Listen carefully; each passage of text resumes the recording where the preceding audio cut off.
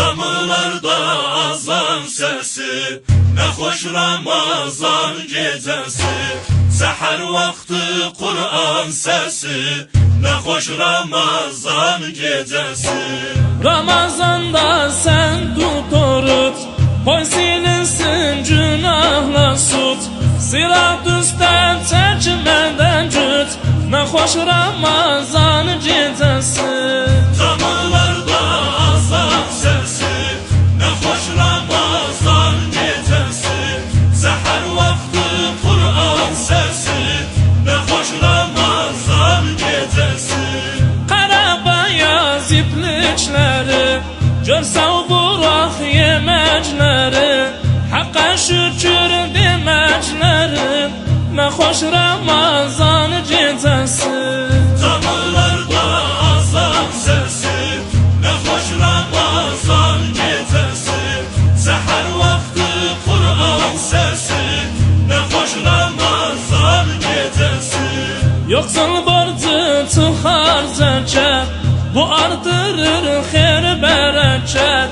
700'dür her hasenet, ne hoş Ramazan gecesi. Damılarda azan sesi, ne hoş Ramazan gecesi. Seher vakti Kur'an sesi, ne hoş Ramazan gecesi. Teravih çiçi kılın, ecri çoktu bunu bilin. Gönlünüzden çini silin, ne hoş Ramazan gecesi. Damılarda azan sesi, ne hoş Ramazan gecesi. Seher vakti Kur'an sesi, ne hoş Ramazan gecesi. Seher vakti mən oyağam, geceleri mən sayağam.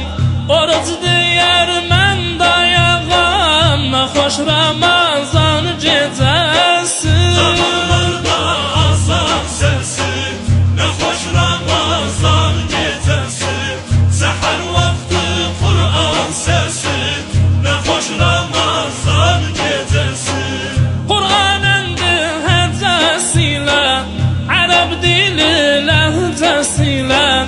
Şanlı Kadir gecesiyle, ne hoş Ramazan gecesi.